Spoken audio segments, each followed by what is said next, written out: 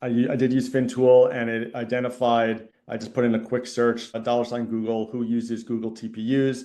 This is so much more efficient than having to read all of the transcripts, and it also dug up some other stuff. So you see companies like LGAI is using it and it's helping their processing speed, you know. Then it also pulled up things not just from the Google earnings transcript, but it also pulled up things from other companies' investor days. Like I never would have found that, you know, this biotech subsidiary Instinet that they're using it for their reinforcement learning and they're getting, you know, called 13%, 13 times cost reductions, and it's like 240 times faster. So I just thought that was amazing that I was able to pull stuff that I wouldn't have even thought to pull up and Control F and go to the website. So it found stuff, it got it to me really efficiently. And then it also found stuff here, you know, you look at this last one and there was like, hey, it just indicates significant growth for Google TPUs. So I'm like, all right, where's that coming from? So I clicked that press release and, you know, it gave me, you know, an analyst here and he's kind of saying, this is a press release from a public company, but you know the TPUs or Google is essentially ramping up their own supply, and not only are the people using them, but they're going to produce more for their own internal use, and that means they can rent out both NVIDIA's chips and their own chips. And so that was an interesting anecdote that I wouldn't have even thought to look for because I kind of started said, all right, I'm going to read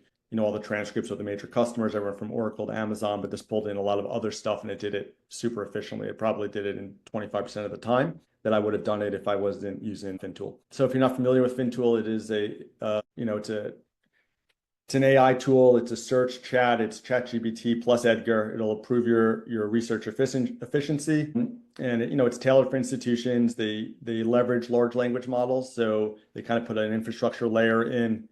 So they have this language model, and they put in a layer above it so that they're able to get the data kind of in that layer. So it really is just so much better than just pure ChatGPT.